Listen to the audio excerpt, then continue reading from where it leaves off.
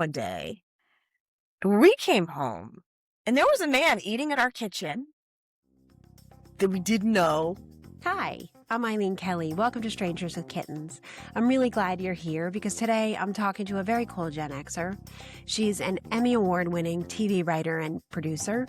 She's also a heck of a storyteller, and she'll be joining me here in the studio with her dog Tuxedo, who's going to be joining our studio audience. So let's see how that goes.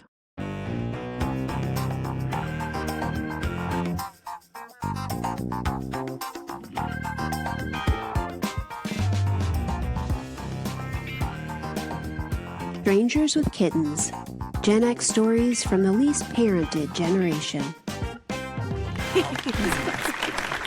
So this is the Gen X podcast? This is the Gen X podcast, yeah. You know, growing up Gen X. it's How been different it was. Oh, it was so different. It was so different. And how we're wired differently because of it, for good and for bad, right? Yeah, for sure. Self-reliant, but definitely not wanting our kids to not suffer, but right. work as hard as we had to work. Right. You Work know. as hard as we had to work, be exposed to the things that we, like I think about some of the stuff that I Oh, yeah. was around or did, and I'm like, hell no. Hell no. I mean, I grew up in San Francisco. So you saw a in lot. the 70s and 80s. Wow. And I saw the AIDS crisis right there up close. I saw drugs. Mm-hmm. I saw Like on the prostitution. daily. Yeah, it was everywhere. I saw unhoused people all over San Francisco. I saw a neighborhood that was vibrant and full of life transform with gentrification. I've seen a lot. And Right. when you think about it, my mother was at work so much, God bless her. Like, I would be at home for hours and hours, with rules like don't watch too much TV, do not answer the phone, don't go outside, and if you do, only stay on the block. Mm-hmm. I mean, we went everywhere in San Francisco, though. We didn't just stay on the block. Of course you didn't. Honestly. I mean, that was wishful thinking on her part. Yeah, it was, because we're alone. And I was taking a bus to school, a public bus by 7 years old. I was on the bus alone, walking all over the city by myself. But now I have a kid who's I think taken the public bus once, doesn't understand it. Right. And I love our community where we live, but I miss when kids would just go up and knock on the door. I do too. My kids were still doing that when we moved in here. When I was unpacking, mostly just to get them out of my hair, but it was like, go knock on doors, make some friends, introduce yourself. And everywhere we've moved, they've done that and found friends doing that. I mean, I think it's a little like, it's jarring. It's jarring for other people because nobody really does this that is anymore, the but I'm play like, date. we're doing it. I don't care. The structured, we can't call them play dates anymore because the kids are older, Hangouts, but every hangouts, it's also so structured and so and curated. Curated, exactly. Yeah. And parental involvement with everything. With every single thing. Which is exhausting for the parents. Yeah. It's like, can't you just go find your own entertainment? Let me entertain you. What are we doing today? It's like, I'm your cruise director. This is what we're doing, and this is where we're going. You're going to play shuffleboard on the sun deck. We had none of that. No. My mother didn't play with me. My mother never played with me once. No. Other than cards with her sister when she would come and stay, and we'd stay up and they'd smoke cigarettes and we'd play canasta for money. Yeah, for money. And you go to we're the generation where your parents would write a note or their friends would write a note and you'd go buy cigarettes with the I didn't note. even have a note. I just bought cigarettes and they were like, don't smoke them all at once. They thought they were hilarious. So I was 7 and they're like, I had 2 cartons of cigarettes under my arms. Yeah. And it was knock yourself out. Knock yourself out. And our children are they're not built for that. They're not built for that. And I'm glad in many ways, right? I'm glad that there's a lot that they do not need to experience. I agree. Yeah. And I also think, I talked about this a couple of weeks ago for Siblings Day. I talked about how do you like when my kids were younger, I thought, how am I going to keep them from killing each other when they're older, like physically fighting? Because I'm the youngest of 6. And it was like kids and no parental supervision, and older kids being in charge of younger kids and not wanting to be. And it's like, and there were a lot of families like that in Yeah. my block. So it was like, oh, how do I keep this sweet relationship that they have? Like, how do I get them to not physically kill each other? And it was like, oh, it wasn't even an issue because like There were 2 of them. and it wasn't they weren't being raised in this feral environment. Yeah. It's like no adults around, and it's No, just like Lord of the Flies. yeah. I'm like, oh, it doesn't. Yeah. It's not something that just happens. It's like We had to fend for ourselves. And this isn't, when I say fend for oneself, I don't mean there was no food to eat. right. It was just No, like, the fridge was full. it was Thank God. full. I It mean, just we wasn't were- cooked. right. It You had to wasn't. figure out what to do with it. Yeah, like if there's food to eat. Right. You're gonna make it Right. because mom is tired when she gets home. Mhm. And I do wish that I'll speak for my child. Like, I wish that she had a little more, get up and go, grit, papa, whatever Right. you want to call it, right? And it's sort of like, well, I'll just wait. Right. Who's gonna do Who's this gonna for make me something to eat? Right. It doesn't Yeah. help that there's like, DoorDash or fingertips or whatever. Yeah. Like, it's just so different. Wasn't among a lot of adults like on the street. You know what I mean? Yeah. I walked to and from school. There were certain houses and oh, hello. Okay, so Tuxedo's got something to say. What do you want to say, Tuxedo? Let me tell you Okay. about my mom. He is not a gentleman like Bear. Okay. He is a gentleman. Tuxedo, yes, you're So happy to right. see you. Yes. Yeah, darling. He just wants to be seen. He's like, I may not be Gen X, but I have Okay. something to say. All right, Tuxedo. Okay. He's so handsome. He's so handsome. I know. This is going to be your highest rated show yet. Yeah, right. Uh-oh. Uh-oh. Okay, get down now. Oh, you too? What are you guys doing? Just, Yeah, people don't know about doodles. Like, some folks hate doodles. Do they? Oh, What yeah. do They're they like, do it all? they're just high priced. I don't know. I don't want to say the MUTT word, but that's what they say. Oh, But these guys, they just have so much personality. yeah.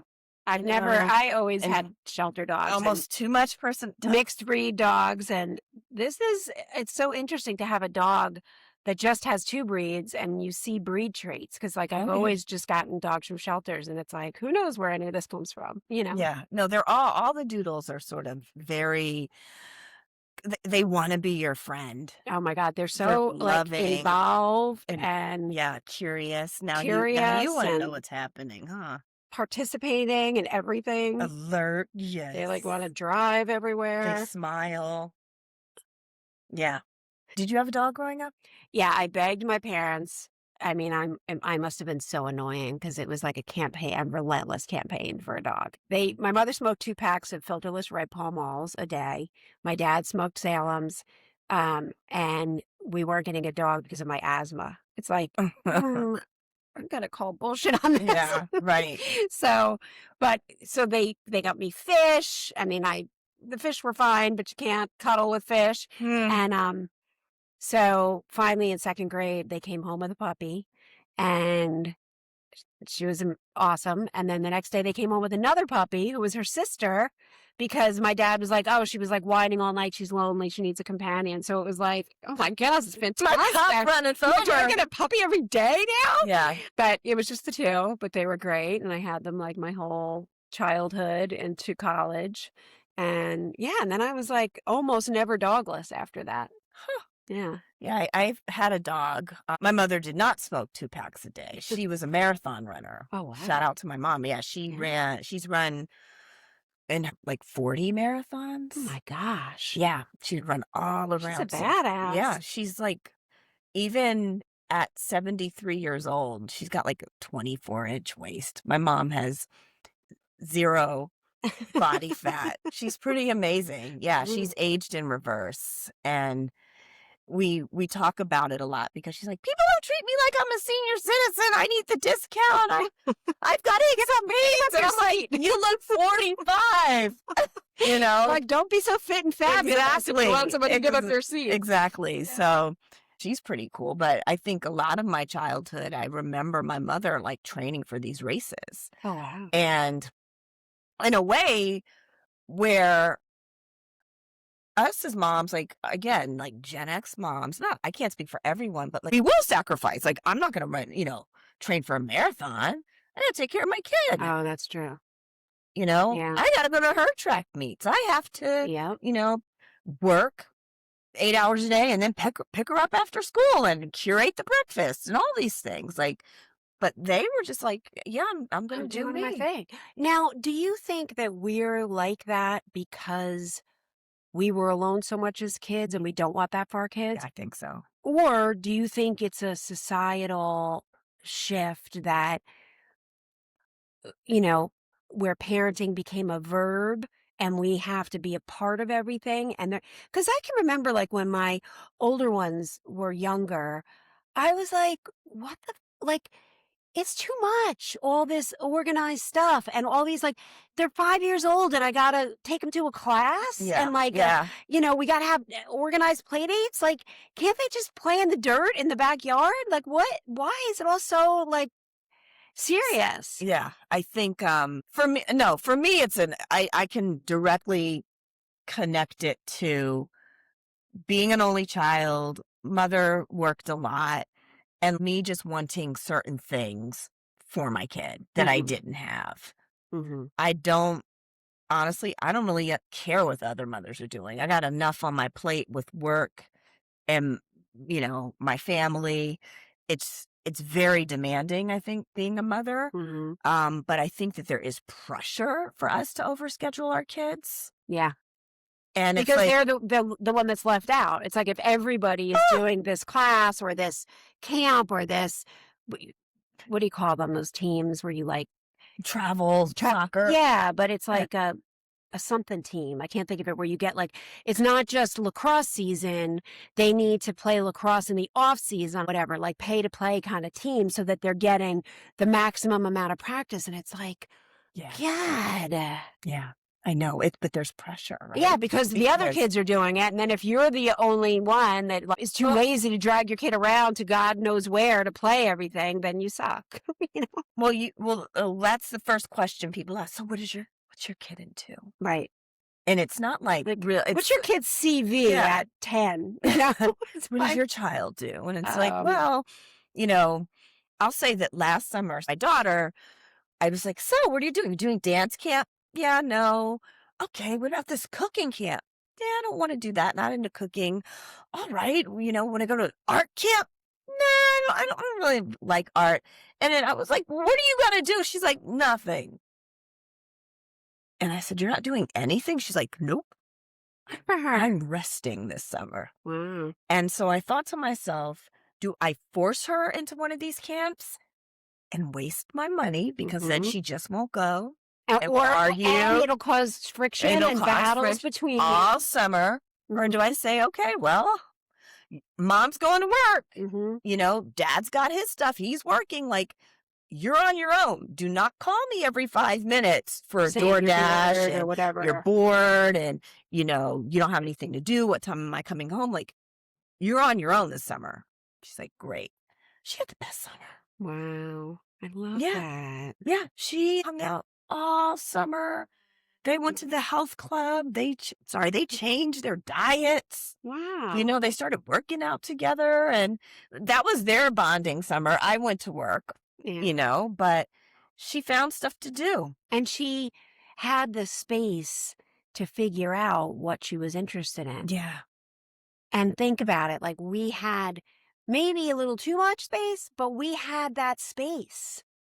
That time, it wasn't just about being a kid. It was about being a kid in that time where you were not just not overscheduled, not scheduled at all. And you could lie on your back and look at the clouds for 2 hours. You could be bored I mean, I remember, don't you? I'm so bored. Oh, I'm yeah. bored, but nothing jumped in to fill up that boredom. No, you had to figure it You out. just had to be bored, and then your mind would wander, and then you'd go to your friend's house, or you'd read a book. Did you Or read you'd Loom books? Or, yes. you Oh, know, and you came up with like, "Oh, I think I'm gonna try and cook something. yeah, I think I'm going to melt these crayons and see what see happens." what happens. Yeah.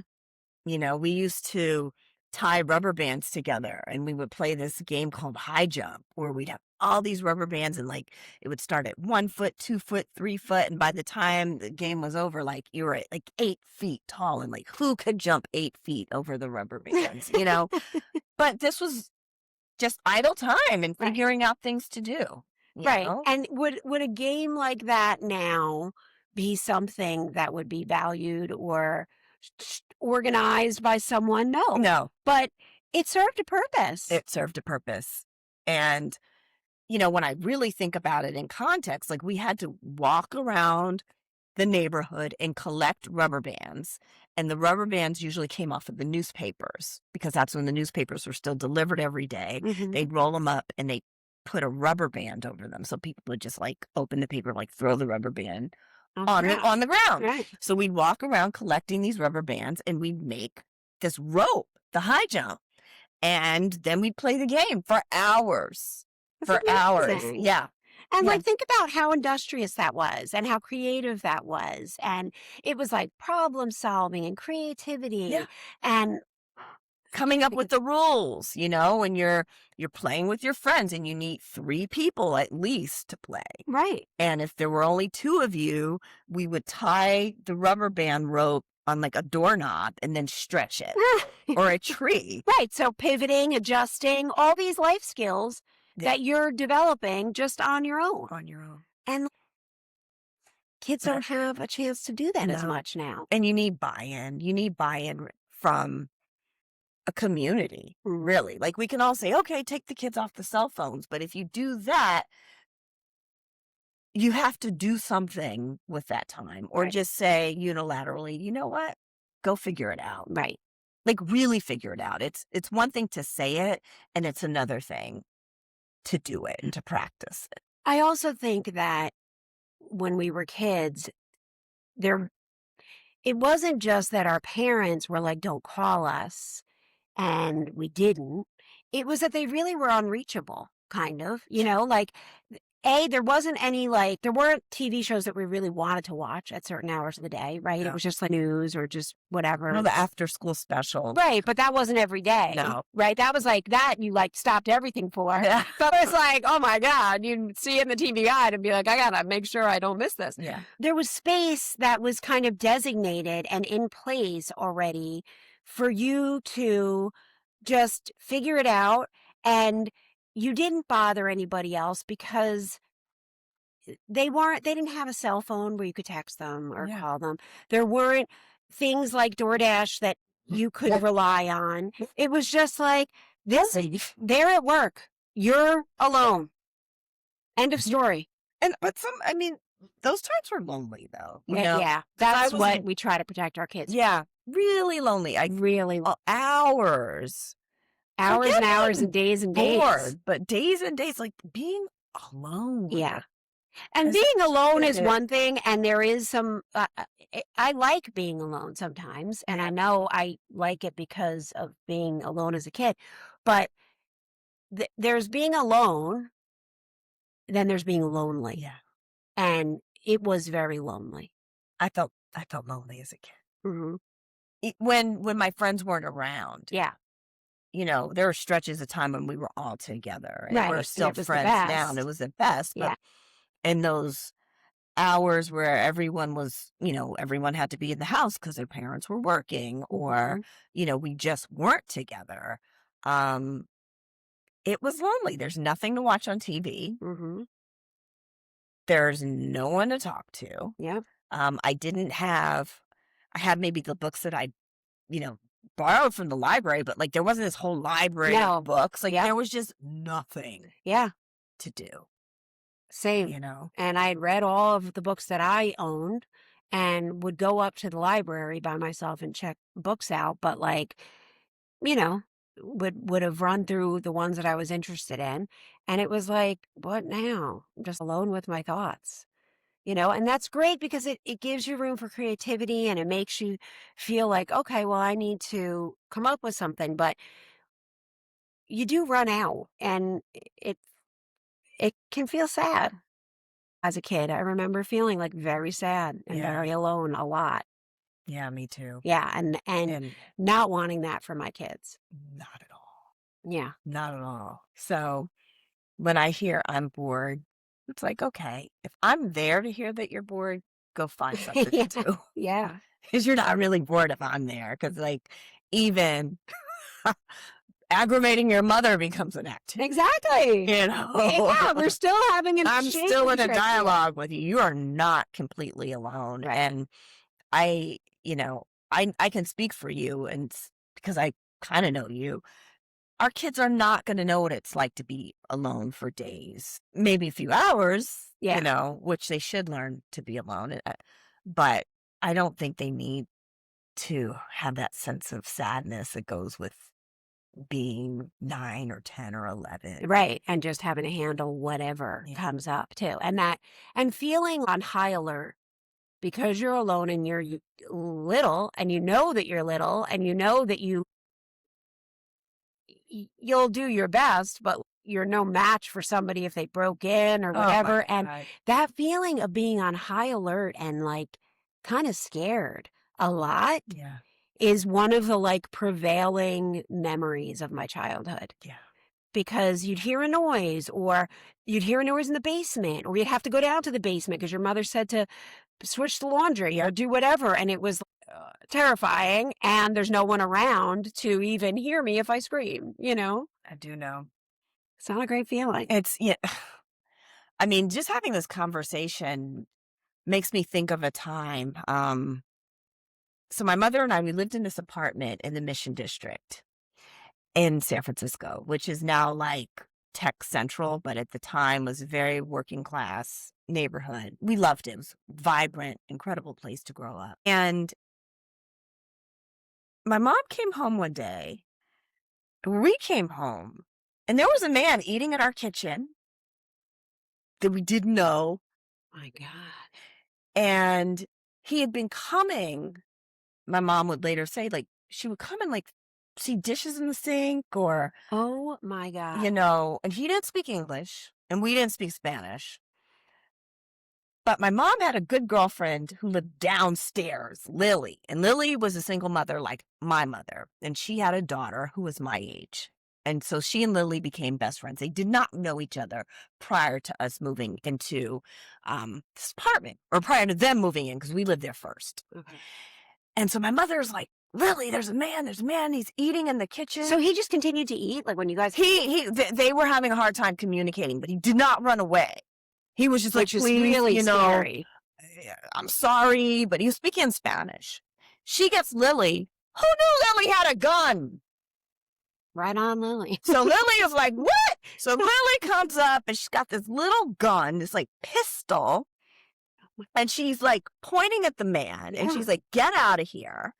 And she and my mother held this man at gunpoint. This is a true story. They held him at gunpoint until the police came. Wow. And looking back, I don't ever feel like I was afraid in that apartment. I think if that had happened to me as an adult or if that happened to my daughter, like we'd have to move. Right. Well, the neighborhood's going down. Like we got to get out of here. But like, it was like, okay, the man was eating in the kitchen. I guess he didn't have enough to eat. So he found a door that was open because my mom would leave the door open so I could get home, get in the house after school. Thank God you didn't come home by yourself. Oh my God. Thank God. Yeah. Yeah, but he had probably been sort of watching from somewhere and knew our patterns and what we were doing. And I have to say, you can sit there and say, well, I guess he didn't have a lot to eat. He didn't break into a man's apartment. No. There probably wouldn't have been anything to eat in the refrigerator. No, he found something. Yeah, he was just eating. Yikes. And he either somehow communicated to and I was young. I was probably like 9 or 10, but I remember Yeah. the Hell, that. gun. Jesus. It was a pistol. And my mom, and they were so empowered. Like, once Lily had this gun, like, they were Yeah. just like, get out of here. You're no, sit on. And he sat on the steps, and Lily had the Like on gun. the stoop outside? No, with the steps were inside the apartment building. So there Okay. was a gate, and for years, the gate was unopened. It was unlocked. And the landlords would never put a lock on the front gate because they said then they'd have to make keys for everyone. And, so they left the gate unlocked and you could just walk in and go up to the apartments. And so, yeah. And there was some things, and I mean, things would happen in those hallways. People were shooting up drugs in the hallways. Prostitutes were having sex in those hallways. I remember coming out of, down the steps to go to school, and there was a man that we called the can man, and he would collect cans to sell. He was homeless, and he would our hallway was where he lived. And the man never said anything to any of us, and we just walk around and keep on going. Wow. Now I'm imagining what this building looks like, and because my vision, I mean, I've only been to San Francisco once or twice, but big Victorian buildings with like turrets on the top and stuff. Was it more like that, or was Sort of, but it wasn't a true Victorian. If you have ever been in San Francisco, like, it's a typical maybe 10 units. I was gonna say like 8 to 10. Yeah, kinda, 3 floor, a little carriage house in the back, Mm, where someone always rents that. right. Just an apartment building Yeah. where everyone sort of knew each other. Yeah. And thank God for neighbors. That's the other thing. I felt much safer when I moved to an apartment in my early 20s because there are people around. Like I lived in a blue collar neighborhood in a freestanding house. The houses were close together, but you still were cut off. You know what I mean? Yeah. Whereas in an apartment building, you felt connected to other people. You heard the person above you, the person below you, the person next to you, and so it never felt like, yeah, there were certain things that were more scary about it. Like I remember always, you'd walk into the vestibule and then you'd use the key to open the door to the lobby. Yeah. And I was always thinking someone's going to get me in this vestibule, Yeah, right? Like right. those 5 seconds when you're doing that, it's like like a little kill box or something like in there. So that always felt nerve-wracking. But other than that, I always felt much safer. Yeah. In apartments. I think so. Yeah. Yeah. And I mean, we were in a city. We're in San Francisco. Like, Right. it's a world away from where we are right now. Right. So Right. we were very close together in small apartments. All the moms worked, the dads all worked if they were there. The kids, we were just everywhere. And it was multiracial in a way that you can only understand, I think, if you live in a place like San Francisco. Yeah. I think it's a very unique place. It's At a very- unique time, too. Oh, yeah. Yeah. I mean, the 80s in San Francisco, I mean, it's just, I can think of all the people that cycled through our building who lived there. I mean, it's, Keith Taylor was this really cool hairdresser. And he also ran a cleaning service called the Clean Team. And I remember when he moved in and I was like, Mom, there's this guy. He's got this like pink mohawk. I've never seen anything like this. And she's like, leave Such him a cast of characters. leave him alone, leave him, Yeah. and like he and my mom became friends. And I remember when he was like, I got this hairstyle, and like he like permed my mother's hair and like shaved it off on the side, and like she had this David Bowie like I love hairstyle, and she was just like, it was so amazing, and he was so cool, and yeah. Gosh. I feel like when people think of the 80s, it's like where you were living was kind of the epicenter of it all. Oh, yeah. And it was probably happening there first before it was happening anywhere else. Oh, yeah. Yeah. For sure. I mean, we had earthquakes. Yeah. I mean, those There were was the days that big, terrible one in the 80s. Yeah, in San Francisco. Northridge. Yeah. Yeah. The Northridge and the Bay Bridge like collapsed. And my mother, the one thing she did that was sort of like what we would do now, right? Mhm. But she had an earthquake plan. Good for her. And she'd always say, like, no matter where I am, if there's an earthquake, you're going to walk down Mission Street and I'm going to walk up Mission Street. And that's like the main street or one of the main streets in San Francisco. It Right. like goes all the way up from the top of San Francisco all the way downtown. And she's like, we're going to walk and we're going to meet each other. And if you do that, we'll find each other in the earthquake. Wow. And I'll be darned, I was at the library when this big earthquake comes and I was working on my college essay. We're going to meet. We'll find each other no matter what, because there's no cell phone. Right. And this, I'm in the You're in the library. middle of a city, in the middle of an earthquake. And it's a building And you are shaking, alone. shaking. I'm alone. Yeah. Oh my. So we meet.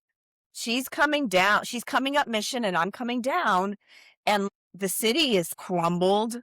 There's Oh my God. But when the earthquakes come, like my mom always told me, like the tectonic plates, they shift. Right. And so the ground starts cracking. So you will see all these cracks under the ground. Windows were shattered. Certain parts of San Francisco were just Destroyed. decimated, Yeah. destroyed. Our building was fine. I think we had broken glass, but everyone was so afraid. Like, is it going to come back? Is it going to happen again? Yeah, aftershocks. Yes, Yeah. aftershock. So we were afraid, but her plan worked. So it's after College. school. It's after school. Okay. I'm going to say it's about, I don't know, 3:00 in the afternoon. Okay. It's been many years, but it was about 3. Okay. And the library just starts shaking. Oh my God. And you know it. When you grew up in San Francisco, like, you know what an earthquake feels like, and we've had drills. Like, remember, was it last year when we had one here? Yeah. And, to you, that is obviously nothing. And also you're used to it. But I was like, wait a minute, because sometimes if something's uneven in the dryer and it's right next to my office, I'll feel the house like shake a little bit. But I was like, this feels like a lot more than that. Yeah. The whole earth is shaking. Wow. And so everybody got under the table. We all got under tables at the library, and it lasted a few seconds. And then you kind of take a look around and it's like, okay, everybody, I guess the library is closed now. Right. And I walked down Mission Street just like she said to do. I don't think the buses weren't running because the cables had come down. There was debris in the street. Mm-hmm. And we met. Yeah. So you're just walking. Yeah, it had to have been a mile or so. Down, Yep. And And there there lots was of other people, but you're just scanning the sidewalk. and there was my mother, just like she said she would show up. Oh my God, that's like cinematic. Yeah. Yeah. And it was, I mean, the whole city didn't collapse. Like, there were some parts that were in shambles, Right. but it's still really scary, right? Right. Because the power is out. And you don't know when the next one's coming. You don't know when it's coming. Yeah. There's glass everywhere. Right. And it's like this event that you spend a lifetime waiting for. Right. Because we have fire drills now, or unfortunately, like terrorism drills or active shooter drills. Right. We had earthquake drills, Right. and I'm glad we didn't grow up in a time where we had to do active shooter Oh my drills. God, I know, because there's a whole nother layer too. A natural disaster is one thing, but someone with nefarious intentions coming Yeah. after school, children, community, teachers, it really shakes you to your core Yeah, that it's even possible. It happens so much. Right. Yeah. Yeah. It's happened so much that we don't even hear about them anymore. Yeah. Our I mean- people don't care. I feel like in the 90s, like that Colorado shooting in Yeah. Littleton Columbine. Columbine Yeah. was the first that I was aware of this phenomenon. Yeah. I had never heard of anything like that. That was the first. I don't know that it was the first big one. I think there was a mass shooting at like Ohio State. In Ohio, there was. Well, Kent State during Kent State, Vietnam, right? okay. But that was the Army. That was the Army shot students. Oh, God. Like the what do you call them? The military, like, But like the Army Reserve. Yeah. Oh. Yeah. They shot, then killed 4 Kent State college students. Oh, so that wasn't a mass shooting. That wasn't a mass shooting. That was Yeah. our own government. Hmm. But, but that was the first time, and also the first time I ever heard of a child Kids. doing that, you know? Yeah. Like, it was just I remember that moment. Like, I remember being in my living room, watching it, and just being so stunned, like, "This can't be real." And yet it And is. then it was Yeah. just like, "This It, is the new reality this is now. the new normal. This is the new normal." Yeah, and to the Yeah. point where then I felt like, I don't know, through the early 2000s, we were hearing about them, and now it's so normal you don't even hear about You them. don't hear because They're not national news, they're just local news. people are desensitized, but it can happen at any time, Mhm. and what I learned as a journalist, because we do active shooter trainings a couple times a year, Oh, really? and I would come home and I'd say, okay, if if a shooter comes in, you take your thick books and you put the books over your chest Oh, as you wow. run, so that if they're shooting at you, it won't if you hit you, like, there's a buffer, Mhm. or they'll teach you to, like, weave as you're running. Right, don't run in a straight Don't run line. in a straight line, just keep weaving and Right. weaving, or, the fire marshal told us, like, moms, like, if you have young children, like, those shoes with the lights, you don't wanna Yeah. use those because the Yeah. shooters, that's just gonna attract the shooter, Wow. Don't have turn off Take your cell something phones. fun and make it into something Oh my terrifying. god, It's yeah. like, what the fuck? So, as a journalist, have you I mean, I know, like, with, what was the white powder that was sent to several journalists?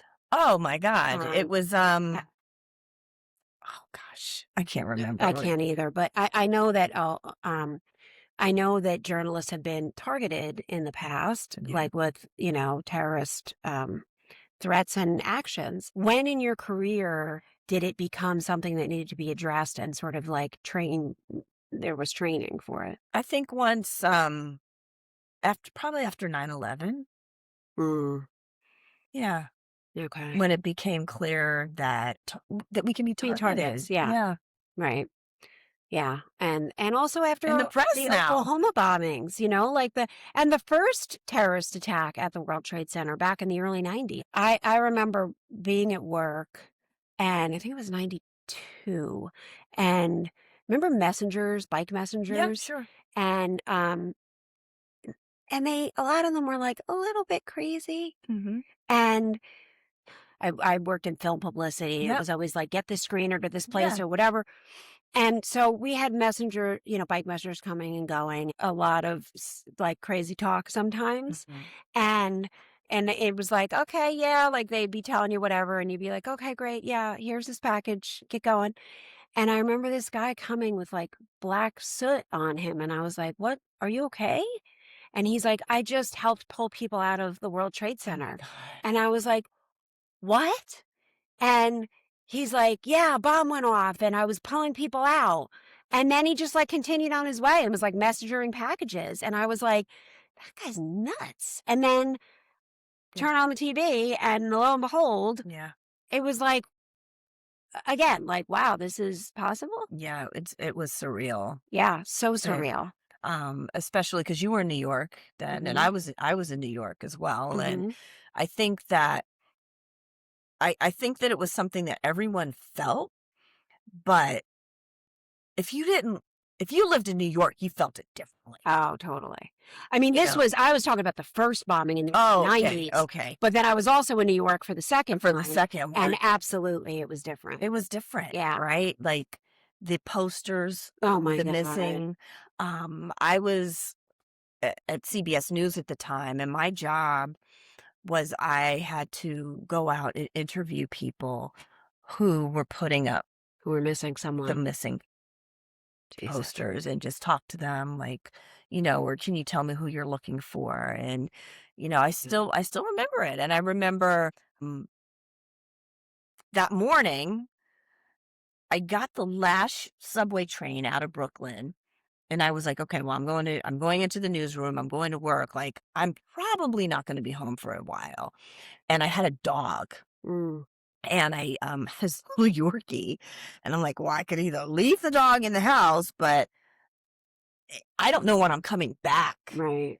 And I was a single woman, and so I was like, "All right, I guess we all gotta go to the newsroom," and I brought my Yorkie with Thank me, goodness. and we were there for, like, a week, Wow. and they just put us up in the hotel because we couldn't get back Right. Yeah. if, the buses weren't running, the trains weren't running, and then we were just covering, Story the after story yeah, after story. the event 24 hours a day. Yeah, it I was, mean, just being a person, not a journalist, just a citizen of New York at that time and going to the grocery store and like I remember comforting a woman who was an older woman who was just like, I can't find my son. And she was so lost. And that has haunted me for the whole rest of yeah, my life. Like, I can't even imagine the no, amount of same. stories that you've got stored inside you after talking to so many people. Because in the beginning, there was hope.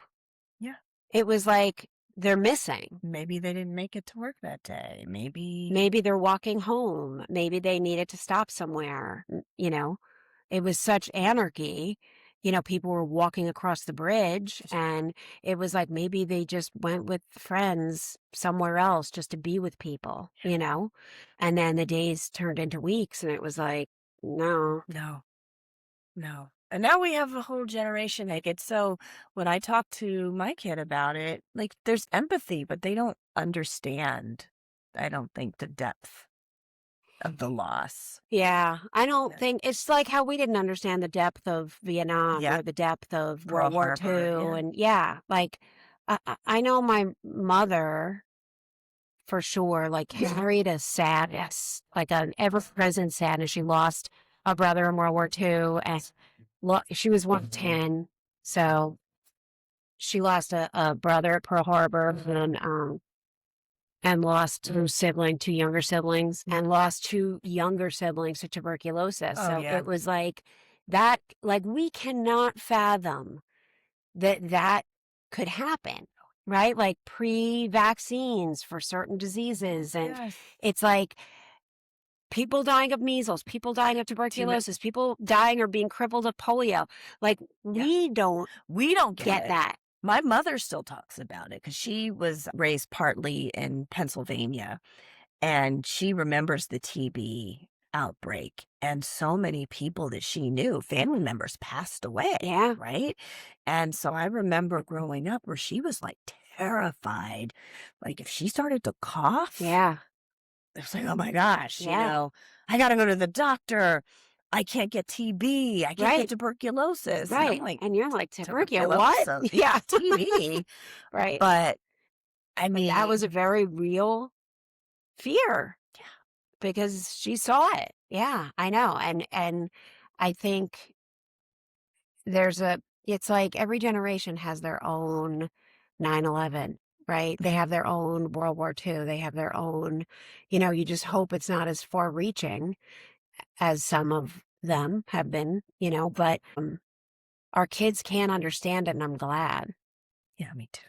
I mean, we know it as parents, but it's not our lived experience to go through active shooter drills as a Well, 8-year-old. that's their fear. I mean, our fear was, are we gonna have a nuclear bomb dropped Yes, on us? And that really I can remember me walking too. around with that fear Totally, and seeing, like, signs that said fallout shelter, totally. you Yeah. know? And our parents were told they could duck and cover and like be under a desk, Yeah, and that gave them some solace, even though it was complete like BS. yeah, But we knew better. Like I remember the paper coming out with what would happen if a bomb hits New York City.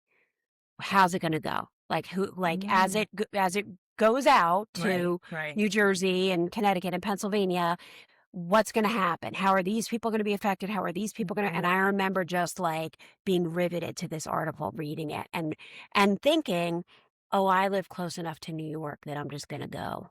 Like, thank goodness, Yeah, and having that thought as like I and the don't know, mush 13-year-old yeah, the being like, mushroom thank God I'll die cloud. Oh fast. my god. Yeah. And there were all those movies Oh that my God. came The out. day out, The day after, after. yeah, the day The after. That day was like a news after. report. It felt real. And Yeah. I remember at the time I had a Yeah. brother-in-law who was a cop, and all these people were calling the police station because they thought it was real. The movie. Yeah, even though Yeah. they had a ticker that came up every now and again saying, like, this is fictional. I guess people didn't see it or It was whatever, but it freaked it was people freaky. out. And yeah, it was awful. That that movie scarred me. Yeah. And it was also like there's nothing any of us could do about it. No, and the day after, it's like there's a gray ash Yeah. coming, and people are dying Falling from apart, radiation, sickness. Oh my God. Dying slow, miserable deaths. There's no food. Yeah, and we watched it as kids. It was just like, wow, that was traumatizing. Traumatizing.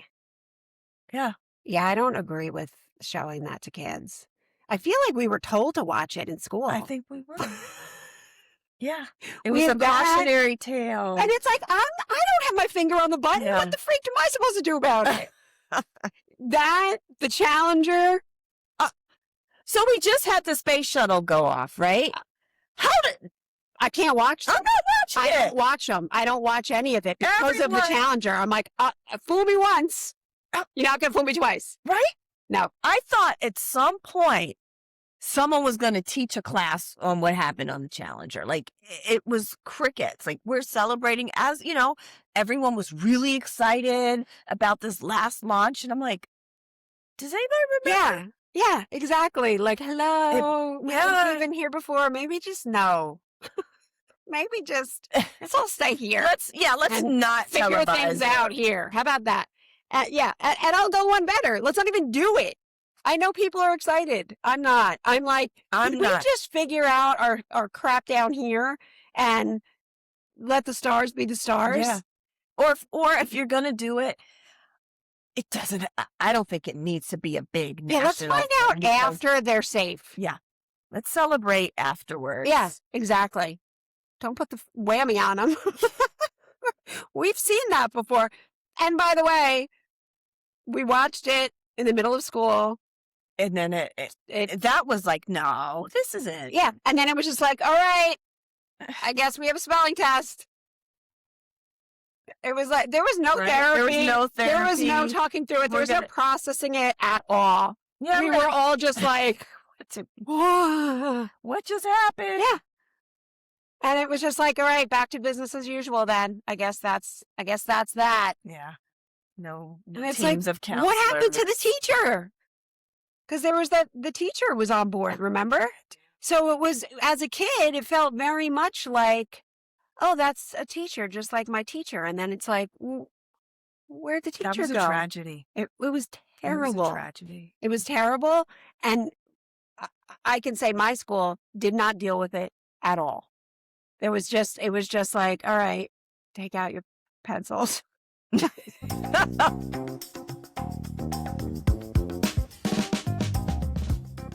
I think the biggest Gen X thing that I can remember is I went to the Prince Purple Rain concert. Oh my God. My mother took me. Wow. Yeah. She was that 1984, 85? About 84, 85, and I wore one glove. Because remember when, we'd all have our Madonna outfits on? Yeah, the rubber bracelets. Yeah, the bracelets. So I had the gloves. one lace glove on. I don't know what else I had on. Oh That my was as much gosh. as I think I had, but That's yeah. iconic. Wow. Yeah, Purple Was that Rain. your first concert? That was my first. That's a concert. killer first concert. That was a killer first concert. My first concert was Springsteen, and I feel like that ranks up there too, as a Jersey girl. Oh, No. sure. Oh, But absolutely. it was like that, it was like the Born in the USA concert. Like that was like an iconic moment in time. Oh, and sure. Purple Rain was the same. Purple it Rain was like was the you same. weren't going to some little side Yeah. show. You were like at that Listen. history in the making. Springsteen and Prince, we had it made. We had it made. We were lucky. Yeah. Those are good memories. Well, it was so lovely having you here. Good being here. This was So- fun. Yeah, we have to do it again. I would love to have you back. I would love to have Anytime. Tuxedo back. Look, he's a pro now. Nice Tuxedo's now pro. laying under the table here. You realize he's All gonna at home. get in trouble. I'm kidding. Yeah. This was fun. It was fun. All right, See you that's next it time. for us. Bye. Bye. If you like the show, please rate, review, and share on social media. Strangers with Kittens contains nothing artificial. It's certified human. Produced by Ashley Aker, music by Chris Hagian, and recorded in front of a live audience of dogs.